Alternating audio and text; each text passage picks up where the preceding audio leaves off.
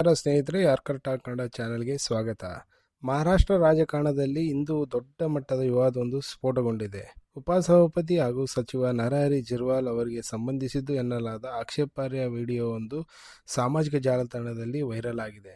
ತೃತೀಯ ಲಿಂಗಿಯೊಬ್ಬರ ಜೊತೆ ಸಚಿವರು ಇರುವಂತಿರುವ ಈ ವಿಡಿಯೋ ಈಗ ರಾಜಕೀಯ ವಲಯದಲ್ಲಿ ತಲ್ಲಣ ಸೃಷ್ಟಿಸಿದೆ. ವಿರೋಧ ಪಕ್ಷಗಳು ಈ ವಿಚಾರವನ್ನು ಕೈಗೆತ್ತಿಕೊಂಡು ಸರ್ಕಾರದ ನೈತಿಕತೆಯನ್ನು ಪ್ರಶ್ನಿಸುತ್ತಿವೆ. ಹಾಗೆ ಸಚಿವರು ತಕ್ಷಣ ತಮ್ಮ ಸ್ಥಾನಕ್ಕೆ ರಾಜೀನಾಮೆ ನೀಡಬೇಕು ಎಂದು ಬಿಗಿಪಟ್ಟು ಹಿಡಿದಿವೆ.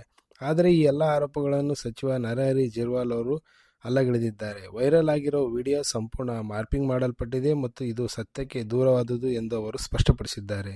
ಇದು ನನ್ನ ವ್ಯಕ್ತಿತ್ವಕ್ಕೆ ಮಸಿ ಬಳಿಯುವ ಉದ್ದೇಶಪೂರ್ವಕ ಸಂಚು. ಆಧುನಿಕ ತಂತ್ರಜ್ಞಾನ ಬಳಸಿ ವಿಡಿಯೋವನ್ನು ಎಡಿಟ್ ಮಾಡಲಾಗಿದೆ. ಈ ವಿಡಿಯೋಗೂ ನನಗೂ ಯಾವುದೇ ಸಂಬಂಧವಿಲ್ಲ. ಇದರ ಹಿಂದೆ ಇರುವವರನ್ನು ಪತ್ತೆ ಹಚ್ಚಲು ನಾನು ಈಗಾಗಲೇ ಸೈಬರ್ ಕ್ರೈಮ್ ಪೊಲೀಸರಿಗೆ ದೂರು ನೀಡಿದ್ದೇನೆ ಎಂದು ಸಚಿವರು ಹೇಳುತ್ತಿದ್ದಾರೆ. ವಿರೋಧ ಪಕ್ಷದ ನಾಯಕರು ಹೇಳುವಂತೆ ತನಿಖೆ ನಡೆಯುವವರೆಗೂ ಸಚಿವರು ಅಧಿಕಾರದಲ್ಲಿ ಇರುವುದು ಸರಿಯಲ್ಲ. ನೈತಿಕ ಹೊಣೆ ಹೊತ್ತು ಅವರು ಕೆಳಗಿಳಿಯಬೇಕು. ಸದ್ಯಕ್ಕೆ ಚೆಂಡು ಈಗ ಸೈಬರ್ ಪೊಲೀಸರ ಅಂಗಳದಲ್ಲಿದೆ. ವಿಡಿಯೋ ಅಸಲಿಯೋ ಅಥವಾ ಸಚಿವರು ಹೇಳುವಂತೆ ಎಡಿಟ್ ಮಾಡಿದ್ದೇ ಎಂಬುದು ವಿಧಿವಿಜ್ಞಾನ ವರದಿಯ ನಂತರವಷ್ಟೇ ತಿಳಿಯಬೇಕಿದೆ.